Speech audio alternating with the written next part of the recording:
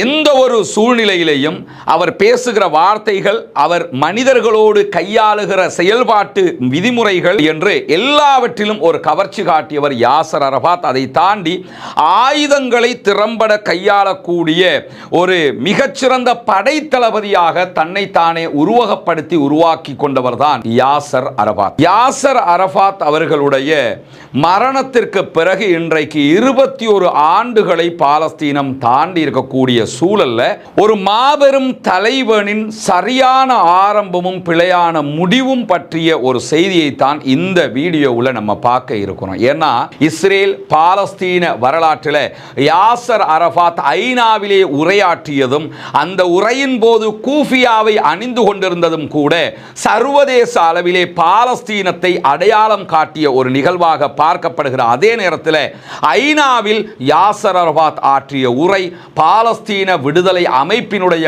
பல கிளை சகோதரர்களுக்கும் பாரிய விமர்சனங்களை தோற்றுவித்தது. யாசர் அரபாத் அந்த இடத்தில் இருந்துதான் திசை மாறுகிறார் என்கிறது வரலாறு.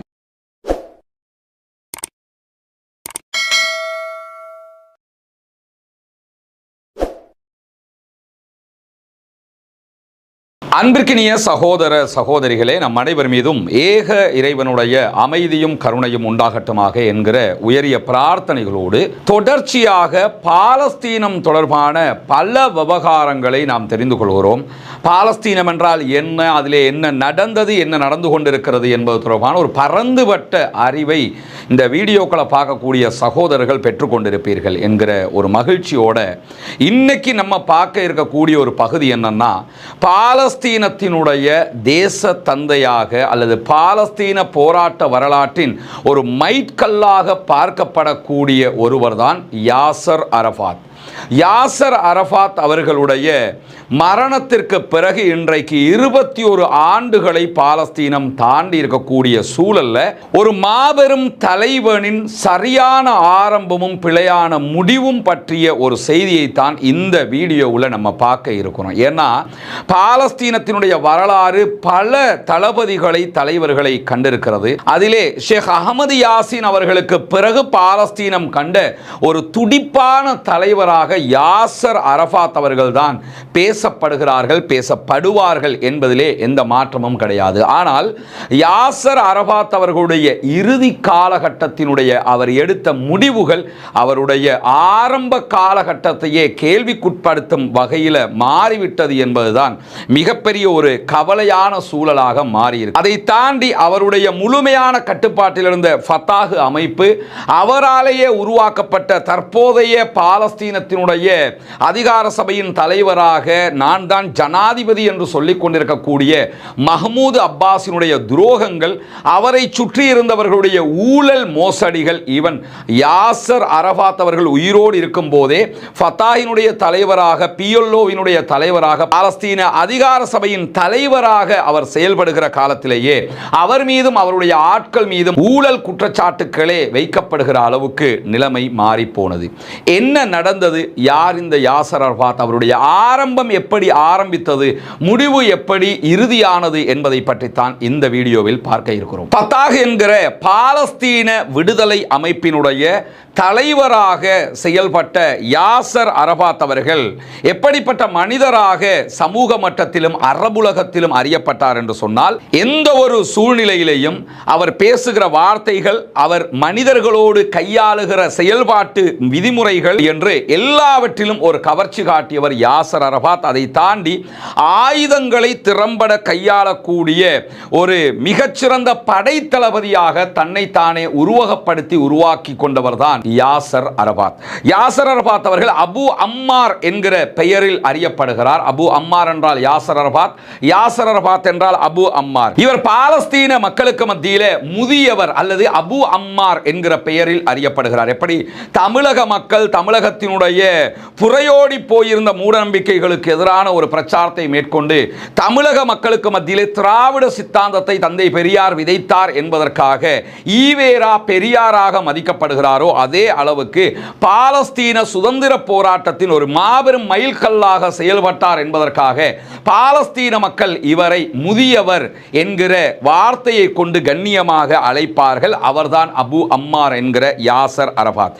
இவருடைய மரணத்தில் இன்று வரைக்கும் ஒரு மாபெரும் சந்தேகம் நிலவிக் கொண்டே இருக்கிறது.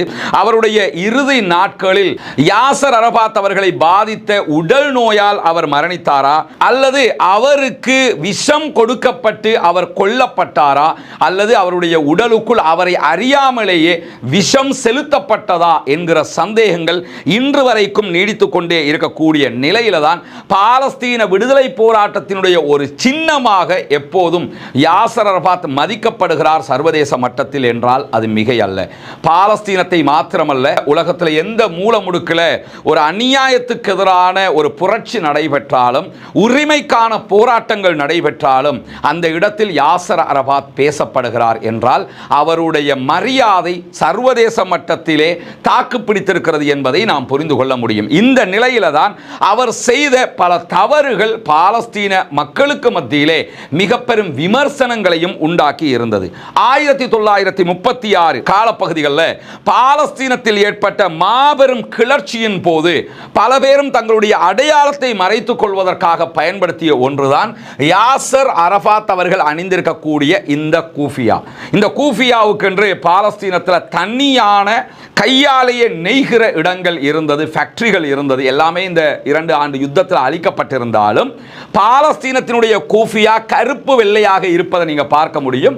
மற்ற நாடுகளுடைய கூஃபியாக்கள் சிகப்பு வெள்ளையாக அல்லது வேறு வேறு கலர்களில் இருப்பதை பார்க்க முடியும். ஆனால் இந்த கூஃபியா என்றாலே யாசர் அரபாத் எல்லோருடைய முகத்துக்கு முன்னாலும் வந்து நின்று விடுவார். இதற்கு காரணம் என்னன்னா, முகத்தை மறைப்பதற்காக, அடையாளத்தை மறைப்பதற்காக பயன்படுத்தப்பட்ட இந்த கூஃபியாவை எதிர்ப்பின் சின்னமாக, இஸ்ரேலுக்கு எதிரான எதிர்ப்பின் அடையாளமாக மாற்றி காட்டியவர் யாசிர் அரபாத் என்பதிலே எந்த மாற்று கருத்தும் கிடையாது. சர்வதேச நிகழ்வுகளில் இவர் இதை அணியாமல் எதிலேயுமே பங்கெடுத்தது கிடையாது. எந்த ஒரு நிகழ்வாக இருந்தாலும் யாசர் அரபாத் கூஃபியாவோடு தான் கலந்து கொள்வார். எனவே கூஃபியாவை சர்வதேச அடையாளமாக அறிமுகப்படுத்தியவர் யாசிர் அரபாத்தாகத்தான் பார்க்கப்படுகிறார். அவரும் ஒரு தேசிய சின்னமாகவும் கூஃபியாவும் பாலஸ்தீனத்தினுடைய தேசிய சின்னமாகவும் இன்றைக்கு உலகம் முழுவதும் பார்க்கப்படுகிற நேரத்தில் இவர் எங்கு பிறந்தார், எந்த நாளில் பிறந்தார் என்பது தொடர்பான பாதுகாக்கப்பட்ட இதுதான் என்று உறுதியாக சொல்லக்கூடிய ஆவணங்கள் இல்லை என்கிறது அல் ஜசீரா. குறிப்பாக 1929 முகமது யாசர் அப்துல் ரவுஃப் அரபாத் அல் கூதா அல் ஹுசைனி என்கிற பெயரில் ஜெருசலமில் பிறந்தார் என்று இவர் பரவலாக அறியப்படுகிறார். இவர் பிறந்த இடம் ஜெருசலம் என்று அறியப்படுகிற அதே நேரத்தில் இவருடைய தகப்பனார் ஜெருசலம்ல இருந்து குடிபெயர்ந்து கெய்ரோவுக்கு போனதுக்கு பிறகு ஈஜிப்டினுடைய கெய்ரோவுல தான் இவர் பிறந்தார் என்று அதிகாரப்பூர்வ ஆவணங்கள் என்று சொல்லுகிற சில ஆவணங்கள் சொல்கிறது என்கிறது அல் ஜசீரா. எனவே இவர் ஜெருசலம்ல பிறந்தாரா அல்லது கெய்ரோவுல பிறந்தாரா என்பதில் கருத்து வேறுபாடுகள் நிலவக்கூடிய நிலையில் அபு அம்மார் அல் ஹுசைனி என்கிற குடும்பத்தை சேர்ந்தவராகத்தான் யாசர் அரபாத் இருக்கிறார். இவருடைய தாயார் ஜெருசலம்ல இருக்கக்கூடிய அபு அல் சவுத் குடும்பத்தினுடைய பிரபலமான குடும்பத்தினுடைய ஒரு பெண்ணாக அறியப்படுகிறார். எனவே இவர்களுடைய தகப்பனார் பாலஸ்தீனத்தை சேர்ந்தவராக இருந்தாலும் யாசர் அரபாத் உண்மையில் ஜெருசலமில் பிறந்தாரா அல்லது கெய்ரோவில் பிறந்தாரா என்கிற கேள்விகள் இருக்கக்கூடிய நேரத்தில் பிரித்தானியா பாலஸ்தீனத்தை விட்டு வெளியேறுகிற நேரத்தில் தான் இஸ்ரேல் என்கிற ஒரு நாட்டை உருவாக்கி விட்டு செல்கிறார்கள். இஸ்ரேலை உருவாக்கி விட்டு செல்லுகிற போதுதான் பாலஸ்தீனத்தில் பல தாக்குதல்களை இஸ்ரேல் நடத்துகிறது. பாலஸ்தீன மக்கள் மீது அநியாயங்களை செய்கிற போதெல்லாம் யாசர் அரபாத் இளமை பருவத்தை அடைந்திருந்தார். அப்துல் காதிர் அல் ஹுசைனியினுடைய தலைமையில் அவர் இந்த போராட்டங்களில் எல்லாம் பங்கெடுத்தார் என்கிற பதிவுகளை அல் ஜசீரா அழகாக சுட்டிக்காட்டுகிறது. அதை தாண்டி அரேபியர்களுக்கும் யூதர்களுக்கும் இடையிலே பாரிய யுத்தங்கள் எல்லாம் ஏற்பட்ட நேரத்தில் அதை தொடர்ந்து ஏற்பட்ட யுத்த நிறுத்த ஒப்பந்தங்களுக்கு பிறகு ஜெருசலமை விட்டு வெளியேற வேண்டிய கட்டாயம் யாசர் அரபாத்துக்கு ஏற்பட்டிருக்கிறது. அவர் ஜெருசலமில் இருந்து வெளியேறி காசாவுக்கு போகிறாரு. காசாவில் தான் தன்னுடைய பட்டப்படிப்பை மேற்கொண்டு படிப்பை முடிக்கிறார். முடிக்கிறார். பிறகு அங்கிருந்து கெய்ரோவுக்கு பயணமாகிறார். ஒரே நேரத்தில் பொறியியல் துறையில் படித்து இராணுவ பயிற்சியையும் கெய்ரோவிலேயே பெற்றுக்கொள்கிறார். அவர் பொறியியல் இன்ஜினியரிங் படிக்கிறார். அதைத் தொடர்ந்து வெப்பன் பயிற்சிகள் எல்லாம், இராணுவ பயிற்சிகளை எல்லாம் கெய்ரோவிலேயே பெற்றுக்கொள்ளக்கூடியவர். 1950களுடைய முதல் பாதிகளில் எகிப்தில் பாலஸ்தீன மாணவர் சங்கத்தினுடைய தலைவராக அரபு உலகத்தில் இருக்கக்கூடிய பாலஸ்தீன அறிவுஜீவிகளோடு தொடர்பு கொள்ளக்கூடிய நிலையை உண்டாக்கி கொள்கிறார். எனவே யாசர் அரபாத்தினுடைய ஆரம்ப காலகட்டம் மாபெரும் புரட்சிக்குரிய காலகட்டமாக பார்க்கப்படுகிற அதே நேரம் ஒரு இன்ஜினியராக வேலை செய்ய குவைத்துக்கு பயணமாகிறவர் குவைத்திலே வேலை செய்து கொண்டே பாலஸ்தீன பெரும்புள்ளிகளை தொடர்பு கொள்கிறார். அவர்களுடனான நட்பை உண்டாக்குகிறார். பாலஸ்தீன சமூகத்தின் எழுச்சியை பற்றி அவர்களோடு பேசி அதற்கான ஒத்துழைப்பையும் பெற்றுக்கொள்கிறார். குவைத்தில் இருந்து ஃபத்தாஹ் என்கிற சுருக்க பெயரால் அறியப்படுகிற பாலஸ்தீன தேசிய விடுதலை இயக்கத்தை உருவாக்கி கொண்டு ஜூன் 1967களில் அரபு இஸ்ரேல் 6 நாள் யுத்தம் முடிவுற்ற கையோடு யாசர் அரபாத் நேரடியாக பாலஸ்தீன ஆதரவு களத்துக்குள் நுழைகிறார். நுழைந்தது மட்டுமல்லாம அபு அம்மார் என்கிற பெயரில் யாசர் அரபாத் ஃபத்தாஹினுடைய செய்தி தொடர்பாளராக ஆரம்பத்தில் நியமிக்கப்படுகிறவர். பின்னர் பாலஸ்தீன விடுதலை அமைப்பு PLOவினுடைய தலைவராகவும் தேர்வு செய்யப்படுகிறார்.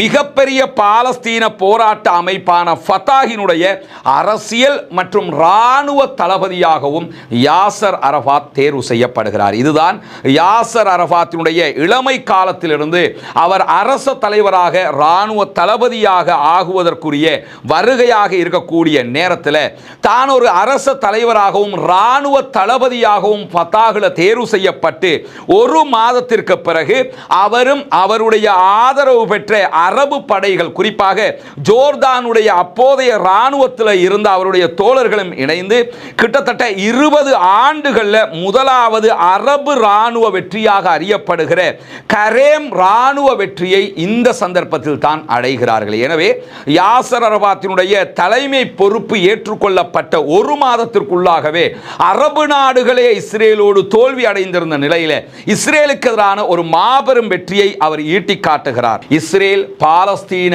வரலாற்றில் யாசர் அரபாத் ஐநாவிலே உரையாற்றியதும் அந்த உரையின் போது கூஃபியாவை அணிந்து கொண்டிருந்ததும் கூட சர்வதேச அளவிலே பாலஸ்தீனத்தை அடையாளம் காட்டிய ஒரு நிகழ்வாக பார்க்கப்படுகிற அதே நேரத்தில் ஐநாவில் யாசர் அரபாத் ஆற்றிய உரை பாலஸ்தீன விடுதலை அமைப்பினுடைய பல கிளை சகோதரர்களுக்கும் பாரிய விமர்சனங்களை தோற்றுவித்தது. யாசர் அரபாத் அந்த இடத்தில் இருந்துதான் திசை மாறுகிறார் என்கிறது வரலாறு. இந்த சம்பவங்களுக்கு முன்பதாக 1982ஆம் ஆண்டு பெய்ரூத்தை இஸ்ரேல் முற்றுகையிடுகிறது. இந்த நேரத்தில் பாலஸ்தீன தேசிய இயக்கம் அதே போன்று லெபனானுடைய ஹிஸ்புல்லாக்களுடைய ஆரம்ப காலகட்டத்தில் இந்த இரண்டு சாராரும் இணைந்து இஸ்ரேலுக்கு எதிரான தாக்குதல்களை முன்னெடுக்கிறார்கள். அமைப்பினுடைய வரலாற்றில் முதன்முறையாக அனைத்து பாலஸ்தீன பிரிவுகளையும் ஒன்றிணைத்து யாசர் அரபாத் நடத்திய மாபெரும் தாக்குதல்களாக இந்த தாக்குதல்கள் தான் பார்க்கப்படுகிறது. ஏன்னா யாசர் அரபாத்துக்கு கீழே பாலஸ்தீனத்தினுடைய அனைத்து அமைப்புகளும் ஒன்றுபடுவதற்கு தயங்கிக் கொண்டிருந்தன. ஏன்னா இவரை எந்த அளவுக்கு நம்பலாம் என்கிற கேள்விகளே அவர்களுக்குள் எழுந்திருந்தது. ஆனால் இந்த 2 ஆண்டு கால யுத்தத்தில் நீங்க பார்க்கலாம், அத்தனை பாலஸ்தீன இயக்கங்களும் பாலஸ்தீன விடுதலை அமைப்புக்கு கீழாக ஒன்றிணைந்திருக்கிறார்கள். குறிப்பாக இதே யாசர் அரபாத்தினுடைய ஃபத்தாஹ் அமைப்பின் இராணுவ பிரிவு கூட பாலஸ்தீன விடுதலை அமைப்புக்கு கீழாக ஒன்றிணைந்து செயல்படுவதை நம்ம பார்க்க முடிகிறது. எனவே யாசர் அரபாத்தால் செய்ய முடியாததை இஸ்மாயில் ஹனியா, யஹ்யா சின்வார் உள்ளிட்டவர்கள் செய்திருக்கிறார்கள் என்பதும் இந்த இடத்திலே கவனிக்கத்தக்க ஒன்றாக இருக்கிற போது பாலஸ்தீன அமைப்புகள் எல்லாம் யாசர் அரபாத்தினுடைய பேச்சை கேட்கிறார்கள் என்கிற நம்பிக்கை யாசர் அரபாத்துக்கு என்றைக்கு ஏற்பட்டதோ அன்றிலிருந்துதான் அவருடைய ஆபத்தான பாதையும் ஆரம்பிக்கிறது என்கிறது அல் ஜசீரா. என்ன ஆபத்தான பாதை என்று பார்த்தீங்கன்னா, பாலஸ்தீனம் தொடர்பான ஐநாவினுடைய அனைத்து தீர்மானங்களையும் PLO ஏற்றுக்கொள்வதாக அவர் ஐநாவிலே அறிவித்தார். நீங்க என்ன முடிவெடுத்திருக்கிறீங்களோ எல்லாவற்றையுமே நாங்கள் ஏற்றுக்கொள்கிறோம் என்றார். இதுதான் பாலஸ்தீனத்திற்கு யாசர் அரபாத் செய்த துரோகமாக பார்க்கப்படுகிறது. ஏன்னா அவர் இந்த சம்பவங்களுக்கு உள்ளாகத்தான் ஆஸ்லோ உடன்படிக்கையில் ஈடுபடுறாரு, அமெரிக்காவோடு நெருக்கம் பாராட்டுகிறாரு, ஆயுதங்களை கீழே வைக்கிறதாக சொல்றாரு. இதெல்லாம் சொல்லும் போது பாலஸ்தீனத்துக்குள்ள இருக்கிற நாட்டை மீட்பதற்கான கூட்டணி படைகள் இதை ஆதரிக்கவில்லை, ஒருபோதும் எதிர்பார்க்கவும் இல்லை என்று சொல்லுகிற அதே நேரத்தில் பாலஸ்தீனம் என்கிற வீட்டுக்குள்ளாக, பாலஸ்தீன நாட்டுக்குள்ளாக ஒரு உள்முரண்பாடு தோற்றம் பெறுகிறது. முதல் தடவையாக பாலஸ்தீன போராட்ட குழுக்களே சகோதர தாக்குதலில் ஈடுபடுகிறார்கள். ஃபத்தாஹுக்கும் பாலஸ்தீன விடுதலை இராணுவத்துக்கும் இடையில உள்முரண்பாடு உச்சம் தொட்டு இரண்டு சாராருமே சண்டையிட்டுக் கொள்கிறார்கள். ஃபத்தாஹினுடைய பிரிவுகள் பலத்த சேதத்தை சந்திக்கிறது. பாலஸ்தீனத்தினுடைய தலைமையாக அறியப்பட்ட யாசர் அரபாத் லெபனான்ல இருந்து நிரந்தரமாகவே டியூனிசியாவுக்கு வெளியேற வேண்டிய நிர்பந்தம் ஏற்படுகிறது. யாசர் அரபாத் முதல் தடவையாக எல்லாவற்றையும் துறந்து துனிசியாவில் தஞ்சம் புகிறார். இந்த அளவுக்கு அவர் எடுத்த தீர்மானங்கள் மிக பெரும் பிழையான பின்னடைவை சந்தித்ததை பார்க்க முடிகிறது. அதை தாண்டி இந்த நிமிடம் வரைக்கும் பாலஸ்தீன விடுதலை அமைப்பை சேர்ந்த யாரும் யாசர் அரபாத்தை குறை சொல்லாமல் இருக்கிறார்கள் என்பதையும் நம்ம கவனிக்க வேண்டிய ஒரு முக்கியமான பகுதியாக இருக்கிறது. காரணம் என்னன்னா, யாசர் அரபாத் உயிரோடு இருக்கும் போது அவர் செய்த பிழைகளை சுட்டிக்காட்டினார்கள், அவருக்கு எதிராக நின்றார்கள். ஆனால் அவருடைய மரணத்துக்கு பிறகு அவரை விமர்சனத்துக்குள்ளாக்கவோ அவருடைய பிழைகளை சுட்டிக்காட்டவோ அவர்கள் தயாராகவில்லை. இதையும் அல் ஜசீரா சுட்டிக்காட்டுகிற அதே நேரத்தில் யாசர் அரபாத்தினுடைய பயணம் சில பொழுதுகளில் பலருக்கும் ஆச்சரியத்தை உண்டாக்கிய, இப்படி ஏன் செயல்பட்டார் என்று கேள்வி எழுப்புகிற இடங்களையும் தவிர்க்காமல் விட்டுவிட்டிருக்கிறது என்கிறது அல் ஜசீரா. குறிப்பாக கேம்ப் டேவிட் ஒப்பந்தத்திற்கு பிறகு அரபியர்கள் அத்தனை பேராலும் புறக்கணிக்கப்பட்டிருந்த ஈஜிப்டுக்கு அவர் பயணிக்கிறார். அப்போது எகிப்தினுடைய ஜனாதிபதியாக ஹொஸ்னி முபாரக் செயல்படுகிறார். அவரை நேரடியாக இவர் சந்திக்கிறார். அரபு தேசங்களில் இருந்த பல நாடுகளும் இதை ஆதரிக்கவில்லை. யாசர் அரபாத்தை இந்த விவகாரத்தில் எதிர்ப்பதற்கும் துணிந்து விட்டார்கள். குறிப்பாக ஃபத்தாஹுக்குள்ளேயே யாசர் அரபாத்துக்கு எதிராக பல குழுக்கள் பிரிவுகள் உண்டாகிறது. பாலஸ்தீன விடுதலை அமைப்பு சிதறடிக்கப்படுகிற அதே நேரத்தில் தன்னுடைய அமைப்பு சிதறடிக்கப்படுகிறது. தன்னுடைய பயணம் பிழை என்று பல நாடுகளும் சொல்கிறது. நாம கொஞ்சம் ரிவ்யூ பண்ணி பார்ப்போமே, அதில் இருந்து மீண்டுலாமா என்று யோசிப்போமே என்கிற இடத்திற்கு கூட யாசர் அரபாத் செய்யவில்லை. அடுத்த ஆண்டு கெய்ரோவில் இருந்து ஆக்கிரமிக்கப்பட்ட பிரதேசங்களாக இருக்கிற பாலஸ்தீனத்தினுடைய இஸ்ரேல் என்று கைப்பற்றி வைத்திருக்கக்கூடிய பகுதிகளுக்கு வெளியில யாரெல்லாம் சண்டையிடுகிறார்களோ அது பயங்கரவாதம் என்கிற வார்த்தையை யாசர் அரபாத் பயன்படுத்தியது முழு அரபு தேசத்தையுமே ஒரு உலுக்கியது என்று சொல்லலாம். பாலஸ்தீனத்துக்குள்ளே தங்களுடைய நாட்டுக்காக போராடுகிற மக்களை அந்த நாட்டுக்காகவே போராடிய தலைவன் எதிர்த்து நின்று இந்த வார்த்தையை பயன்படுத்தி இருக்கிறார் என்பது ஆச்சரியத்தின் உச்சிக்கே மக்களை அழைத்து சென்றது என்கிறது அல் ஜசீரா. இதே போன்று யாசர் அரபாத்துடைய விவகாரத்தில் ஆச்சரியத்தை உண்டாக்கிய இன்னும் ஒரு முடிவும் என்னன்னா, பல ஆண்டுகளாக நான் திருமணமே செய்ய மாட்டேன், பாலஸ்தீன மக்களுக்காக நான் திருமணம் செய்யாத ஒரு வாழ்க்கையை தேர்ந்தெடுக்கிறேன் என்று சொல்லிக் கொண்டிருந்த யாசர் அரபாத் திடீரென இந்த சம்பவங்கள் 1982 ஆரம்பிச்சு 88, 89, 90 கால பகுதிகள் வருகிற போது அடுத்ததாக அவர் கொடுத்த இன்னும் ஒரு ஷாக் ட்ரீட்மெண்ட் என்னன்னா, 1990 தன்னுடைய அலுவலகத்தின் தன்னுடைய செயலாளராக செயல்பட்ட சுஹா தவில் என்கிற பெண்ணை திருமணம் முடித்துக் கொள்கிறார். இத்தனை நாட்களாக நான் திருமணம் முடிக்க மாட்டேன் என்று சொல்லி வந்த முதியவர் அந்த காலகட்டத்தில் திருமணம் செய்து கொள்கிறார். இவர்களுக்கு பிறந்த ஒரே மகள் தான் தற்போதும் உயிரோடு இருக்கக்கூடிய சுஹா என்கிற பெண்மணி என்கிற தகவல்களையும் அல் ஜசீரா குறிப்பிடுகிற அதே நேரத்தில் 1990 குவைத்துக்கு எதிரான ஈராக்கினுடைய படையெடுப்பை தொடர்ந்து வளைகுடா நாடுகளில் பெரும்பாலும் PLOவுக்கு கிடைத்து வந்த உதவிகள் மொத்தமாக நிறுத்தப்படுகிறது. யுத்தம் காரணமாக அங்கு வேலை பார்த்த பல பாலஸ்தீன மக்களும் PLOவுக்கு பணம் அனுப்புவதை நிறுத்திவிடுகிறார்கள். எனவே PLO பாரிய பொருளாதார நெருக்கடியை சந்திக்கிற அதே நேரத்தில் சுமார் 2 ஆண்டுகளுக்கு பிறகு யாசர் அரபாத் காசா ஜெரிகோ ஒப்பந்தத்தில் முதல் தடவையாக இட்சாக் ராபினோடு கையெழுத்திடுகிறார். இதுவும் இஸ்ரேலிய பாலஸ்தீன இந்த பிரச்சனை வரலாற்றில் யாசர் அரபாத் எடுத்த மிக பிழையான முடிவாக பார்க்கப்படுகிற அதே நேரத்தில் இது ரகசிய ஆஸ்லோ ஒப்பந்தங்களினுடைய அடிப்படை விளைவு நுழைவு என்றும் அல் ஜசீரா கோடிட்டு காட்டுகிறது. யாசர் அரஃபாத்தை பொறுத்தவரையில் அவருடைய கூடவே இருந்த உறுப்பினர்கள், அதே போன்று பாலஸ்தீனத்தினுடைய பல பிரிவுகள் ஆஸ்லோ ஒப்பந்தத்தில் கையெழுத்திட்ட பிறகு காசா அதே போன்று மேற்கு கரைக்கு யாசர் அரஃபாத் திரும்புவதை எதிர்த்தும் யாசர் அரஃபாத் மீண்டும் மேற்கு கரைக்கு வருகிறார். பின்னர் பாலஸ்தீன ஆணையம், பாலஸ்டைன் அத்தாரிட்டி என்கிற ஒன்று அமைக்கப்படுகிறது. அதனுடைய அதிகாரிகள் பெரும்பாலும் இந்த நாள் வரைக்கும் யாசர் அரஃபாத் காலத்தில் இருந்து ஊழல் பெருச்சாலிகளாக அறியப்படுகிறார்கள். இந்த வீடு உங்களுக்கு தான்.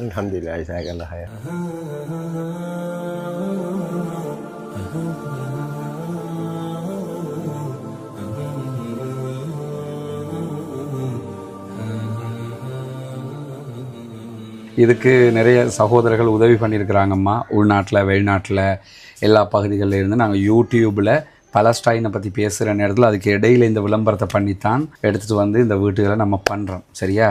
வந்து பாருங்கள், வீடை முதல்ல நீங்கள் பாருங்கள், காட்டுவோம் வாங்க.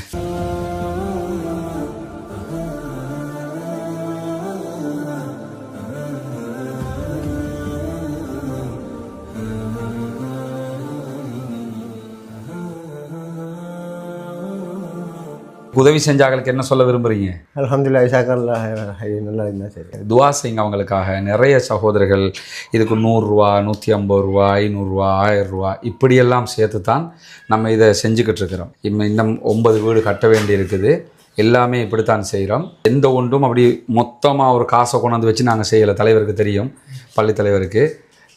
இவங்களோட ஒத்துழைப்போடு தான் இவ்வளோ வேலைகளுக்கும் ஃபுல்லாக இவங்க தான் ஒத்துழைச்சி. இவங்களுக்காகவும் நீங்கள் துவா செய்யுங்க இன்ஷா அல்லாஹ். இன்னும் 9 வீடுகள் கட்டி இருக்குது, அவங்களுக்காகவும் துவா செய்யுங்க. சரியா? தொழுகை, நோன்பு அதுகளை எல்லாம் ரொம்ப கடைப்பிடிச்சு கொள்ளணும். மார்க்க விஷயங்கள் தானே. அல்லாட்ட நம்ம உலகத்துக்கு எங்களால் முடிஞ்சதை நாங்கள் செஞ்சிட்டோம். மறுமைக்கு நீங்கள் தான் தேடிக்கொள்ளணும். சரிதானே? சரி, சந்தோஷமாயிருங்க. எங்களோட பணி முடிஞ்சிருச்சு. சரியா? இனி உங்கள் வீடு இது. சந்தோஷமாக இருக்கிறீங்களா? உங்களுக்கு எத்தனை பிள்ளைகள்? 8 பேர் உண்டு. 7 பேர் தான் நினைக்கிறாங்க. 5 பொம்பளை, 3 ஆம்பளை உண்டு சிலாங்க. சரி, இப்போ உங்களோட பொருட்கள் எல்லாம் கொண்டு வந்து போட்டுக்கிறேங்க. இனி நான் இப்போலேருந்து உங்களோட வீடு தான் இது. இளைய தலைவர், சரியா? அல்லாஹ் பரக்கத் செய்யட்டும். அன்பிற்கினிய சகோதர சகோதரிகளே, நம் அனைவர் மீதும் இறைவனுடைய அமைதியும் கருணையும் உண்டாகட்டுமாக என்கிற பிரார்த்தனைகளோடு இன்னைக்கு நம்ம 5வது வீட்டை ஒப்படைச்சிருக்கிறோம். சகோதரர் ஹாலிதீன் அவங்களுடைய ஃபேமிலிக்கு ஒப்படைச்சிருக்கிறோம். அவங்களுக்கான வீடு தான் இது. நம்முடைய பணி முடிந்தது, அவர்களுக்கான பணியும் நமக்கு முடிஞ்சது. இன்னும் நம்ம கிட்டத்தட்ட 9 வீடுகள் கட்ட வேண்டி இருக்கிறது. அதற்கும் உங்களுடைய உதவிகளைத்தான் நாங்கள் எதிர்பார்த்து கொண்டிருக்கிறோம். அல்ஹம்துலில்லாஹ் 5 குடும்பத்திற்குரிய அவர்களுடைய வீட்டு தேவை நிவர்த்தி செய்யப்பட்டது. ரொம்ப மகிழ்ச்சியான தருணம். அத்தனை பேரும் எங்களுக்காகவும் அனைவருக்காகவும் பிரார்த்தனை செய்வோம். ஒரு வீழ்ந்து கிடக்கிற தேசம் சுதந்திரத்திற்காக ஆண்டாண்டு காலம் போராடி கொண்டிருக்கிறது. பாலஸ்தீன விடுதலை அமைப்பைச் சேர்ந்த சகோதரர்கள் 2 ஆண்டுகள் பாரிய யுத்தங்களை செய்தாலும் இந்த PA என்கிற பாலஸ்டைன் அத்தாரிட்டியில் இருக்கக்கூடியவர்கள் சுகபோகத்தில் திளைத்துக் கொண்டிருக்கிறார்கள். ஊழல் பெருச்சாலிகளாக இருக்கிறார்கள் என்பது உலகம் அறிந்த ஃபேமஸான ஒரு விஷயமாக இருக்கிற நேரத்தில் தான் யாசர் அரஃபாத் ஜெருசலத்துக்கு திரும்புகிற சந்தர்ப்பத்தில் ஏரியல் ஷரோன் இஸ்ரேல் பிரதம மந்திரியாக உருவெடுக்கிறார். இந்த சந்தர்ப்பத்தில் ஏற்கனவே பலஸ்டைன் இஸ்ரேல் கொந்தளிப்பான சூழல் இருக்கும்போது ஜெருசலத்தினுடைய புனித மஸ்ஜிதுல் அக்ஸா பகுதிகளுக்கு ஏரியல் ஷரோன் வருகை தருகிறார். இது மிக பெரும் கொந்தளிப்பான சூழலை உருவாக்குகிற சந்தர்ப்பத்தில் ஏரியல் ஷரோனினுடைய உத்தரவின் பேரில் யாசர் அரஃபாத் சுற்றி வளைக்கப்படுகிறார். அபு அம்மார் என்கிற யாசர் அரஃபாத் அரபு சர்வதேச விமர்சனங்களுக்கு பாரிய அளவில் உள்ளாகி இருந்த அதே நேரத்தில் தான் இந்த சுற்றி வளைப்பு மேற்கொள்ளப்படுகிறது. இந்த சுற்றி வளைப்பின் போதுதான் யாசர் அரஃபாத்துக்கு பதிலாக மஹமூது அப்பாஸ் என்கிற யாசர் அரஃபாத்தின் வளர்ப்பில் உருவான ஒருவர் கொண்டு வரப்படுகிறார். அதாவது யாசர் அரஃபாத்தையே ஓரங்கட்டுவதற்கு மஹமூது அப்பாஸ் கொண்டு வரப்படுகிறார். அதனால் தான் யாசர் அரஃபாத்தின் உண்மை போராளியாக செயல்பட்ட மர்வான் பர்கவுத்தி அவர்கள் இன்றைக்கு 20 ஆண்டுகளுக்கு மேலாக சிறைவாசம் அனுபவிக்கிற அவலமும் நடந்து வருகிறது. இந்த முனாஃபிக்குத்தனமான செயல்பாடுகள் காரணமாக மஹமூது அப்பாஸ் ஆட்சியை பிடிக்கிறார். மஹமூது அப்பாஸுக்கு சுதந்திரமான ஆட்சி என்கிற ஒரு வரையறை கிடைக்கிறது. ஆனால் யார் மஹமூது அப்பாஸை உருவாக்கினாரோ அந்த யாசர் அரஃபாத் முற்றுகையிடப்படுகிறார். இந்த நேரத்தில் தான் மஹமூது அப்பாஸ் ஆயுத போராட்டத்தையே கைவிடுவதாக அவரும் அறிவிக்கிறார். ஏற்கனவே யாசர் அரஃபாத் சைலண்ட் ஆயிட்டாரு. அதைத் தொடர்ந்து மஹமூது அப்பாஸும் இந்த அறிவிப்பை விடுத்தது மட்டுமல்லாமல் யாசர் அரஃபாத் ரமல்லாவில் முற்றுகையிடப்பட்டிருந்தார். அவரோடு சேர்த்து அவருடைய உதவியாளர்கள் 480 பேரும் முற்றுகையிடப்பட்டிருந்தார்கள். அபு அம்மார் யாசர் அரஃபாத் இந்த முற்றுகை காலகட்டத்துக்குள்ளாகத்தான் அக்டோபர் மாதம் 2004 அவர் உடல்நிலை பாதிக்கப்பட்டிருக்கிறார் என்கிற செய்திகள் வெளியாகி இருந்தது. உடல் செரிமான நோயால் இவர் பாதிக்கப்பட்டிருக்கிறார் என்பதுதான் ஆரம்பமாக அவருடைய உடல்நிலை தொடர்பாக வெளிவந்த தகவலாக இருக்கக்கூடிய நிலையில தொடர்ந்து அவருடைய உடல்நிலை பாதிக்கப்பட்டு வருகிற போது இஸ்ரேலோடு பேசி ஒரு ஹெலிகாப்டர் மூலமாக ஜோர்தானுக்கு அவர் கொண்டு செல்லப்பட்டார் மருத்துவ தேவைகளுக்காக. அங்கிருந்து வேறொரு விமானம் மூலமாக அவரை பிரான்சில் இருக்கக்கூடிய பேர்சி இராணுவ மருத்துவமனைக்கு அழைத்து சென்றார்கள். அங்குதான் அவர் பல நாட்கள் ட்ரீட்மெண்ட் பெற வேண்டிய ஒரு நிலை ஏற்பட்ட நேரத்தில் தான் நவம்பர் 11 தேதி 2004 யாசர் அரஃபாத் மரணித்து விட்டார் என்கிற அதிர்ச்சிகரமான செய்தி பாலஸ்தீன மக்களுக்கு மட்டுமல்ல உலக மக்களுக்கே கிடைக்கிறது. ஏரியல் ஷரோன் இறப்பதற்கு முன்பதாகவே யாசர் அரஃபாத்தினுடைய உடல் ஜெருசலம்ல அடக்கப்பட வேண்டும் என்கிற கோரிக்கைகள் விடுக்கப்பட்டாலும் ஏரியல் ஷரோன் அதுக்கு மறுப்பு தெரிவித்து விட்டார். கெய்ரோவில் ஒரு பாரிய இறுதி ஊர்வலம் நடத்தப்பட்டதற்கு பிறகு யாசர் அரஃபாத்தின் உடல் வெஸ்ட் பேங்க்ல இருக்கக்கூடிய ரமல்லாவில் அடக்கம் செய்யப்பட்டிருந்த நிலையில மருத்துவர்களுடைய அறிக்கை மிக தெளிவான ஒரு குற்றச்சாட்டை முன்வைத்துக் கொண்டே இருக்கிறது. குறிப்பாக அவருடைய மரணம் குறித்து பல முரண்பட்ட தகவல்கள் இருந்தாலும் பாலஸ்தீன மக்களும் அரேபியர்களும் அவருடைய மரணம் விஷம் வைத்து கொல்லப்பட்டார் என்றே நம்புகிற நிலைக்கு தள்ளப்பட்டிருக்கிறது. அல்லது அவருடைய உடலில் ஏதோ ஒரு விஷம் கலக்கப்பட்டு தான் அவர் கொல்லப்பட்டிருக்கிறார் என்கிற நம்பிக்கை ஆழமாக பதிந்திருக்கக்கூடிய நேரத்தில் அவருடைய தனிப்பட்ட மருத்துவராக செயல்பட்ட டாக்டர் அஷ்ரஃப் அல் குர்தி என்கிறவர் வெளியிட்ட அறிவிப்பில் யாசர் அரஃபாத்தினுடைய மரணம் விஷத்தால் ஏற்பட்டிருக்கிறது, எனவே அவருடைய உடல் பிரேத பரிசோதனைக்கு உட்படுத்தப்பட வேண்டும் என்கிற அழைப்பை விடுத்தார். விஷத்தை கண்டறிவதற்காக இரத்த பரிசோதனை செய்ய வேண்டும் என்று இஸ்ரேல் சொன்னாலும் இரத்த பரிசோதனையில் மாத்திரம் விஷத்தை கண்டறிய முடியாது, உண்மையான காரணத்தை உறுதியாக கண்டறிய வேண்டும் என்றால் பிரேத பரிசோதனை அதே போன்று திசு பகுப்பாய்வும் செய்யப்பட வேண்டும் என்கிற வலியுறுத்தலையும் அவர் தொடர்ந்து சொல்லி வந்தாலும் பிரான்சினுடைய மருத்துவ அறிக்கை அவருடைய உடலில் எந்த விஷமும் இல்லை என்கிற ஒரு அறிவிப்பை தான் கொடுத்திருக்கிறது என்கிற காரணத்தை சொல்லி அவருடைய உடலை பிரேத பரிசோதனைக்கு உட்படுத்துவதை இந்த நாள் வரைக்கும் தவிர்த்து வருகிறார்கள். இந்த நிலையில தான் யாசர் அரஃபாத்தினுடைய படுகொலை தொடர்பாக ஒரு விரிவான விசாரணை நடத்தப்பட வேண்டும் என்று சொல்லி சுஹா அரஃபாத் தொடர்ந்து கோரிக்கை விடுத்து வருகிறார். யாசர் அரஃபாத்தினுடைய மகள் அவர் தெரிவிக்கும் போது ஒரு பேட்டியில் என்ன சொல்றாருன்னா, யாசர் அரஃபாத்தினுடைய மரணம் தொடர்பான தகவல்களை நான் வெளியிடுகிற போது அது பாரிய அதிர்வலைகளை அரபுலகத்தில் உண்டாக்கும் என்று சொல்லுகிறார். அதை தாண்டி பிரான்சினுடைய சட்டத்தின் பிரகாரம் பேர்சி இராணுவ மருத்துவமனையில் மருத்துவம் பெற்ற யாசர் அரஃபாத்தினுடைய மருத்துவ அறிக்கைகளை வெளியிடுகிற உரிமை அவருடைய மகள் சுஹா அரஃபாத்துக்கு மாத்திரம்தான் இருக்கிறது. எனவே அவர்தான் இது தொடர்பான அறிக்கைகளை வெளியிட்டால் வெளியிட முடியுமே தவிர வேறு யாராலும் வெளியிட முடியாது என்கிற நிலையில் அவர் இந்த நிமிடம் வரைக்கும் மருத்துவ அறிக்கைகளை வெளியிடாமல் மௌனம் காக்கிறார் என்கிறது அல் ஜசீரா. ஒரு மாபெரும் தலைவன் மிக வீரமாக வீறு கொண்டு எழுந்து கடைசி நிமிடம் மெழுகுவர்த்தியை போல் இல்லாமல் ஆனான் என்கிற ஒரு வரலாற்று நிகழ்வைத்தான் யாசர் அரஃபாத்தினுடைய வரலாற்றில் நம்ம பார்க்க முடிகிறது. இன்றைக்கும் போராட்டத்தின் சின்னமாக ஒடுக்கப்படுகிற மக்களுடைய ஆதர்சமாக ஒடுக்கப்படுகிற மக்கள் எங்கெல்லாம் இருக்கிறார்களோ அவர்கள் அந்த ஒடுக்குமுறைக்கு எதிராக அடக்குமுறைக்கு எதிராக சுதந்திரத்தை வேண்டி குரல் எழுப்ப வேண்டும் என்பதற்கான அடையாளமாக கூஃபியாவோடு காட்சி தரக்கூடிய யாசர் அரஃபாத்தினுடைய ஆரம்பம் வெகுவாக பாராட்டப்படக்கூடியதாக உண்டானாலும் அதனுடைய இறுதி சோகமான ஒரு நிகழ்வாகத்தான் முடிந்திருக்கிறது. வரலாற்றில் யாசர் அரஃபாத் செலுத்திய தாக்கம் அபரிமிதமானது. ஆனால் பாலஸ்தீன விவகாரத்தில் அவர் எடுத்த இறுதி முடிவுகள் ஆபத்து ஆனது என்பதை அல் ஜசீரா மாத்திரமல்ல அரபுலகத்தின் பல தலைவர்களும் அதே போன்று பாலஸ்தீனத்தினுடைய வரலாற்று நாயகர்களும் இந்த நிமிடம் வரைக்கும் சொல்லக்கூடிய செய்திகளை நாம் பார்க்க முடியும். பொறுத்திருந்து பார்ப்போம் எதிர்காலத்தில் என்னவெல்லாம் நடக்கிறது என்பதை. பாலஸ்தீனம் வெற்றி பெற இறைவனிடத்தில் பிரார்த்தனை செய்வோமாக. வாஹிர் தஅவானா அல்ஹம்துலில்லாஹி ரப்பில் ஆலமீன்.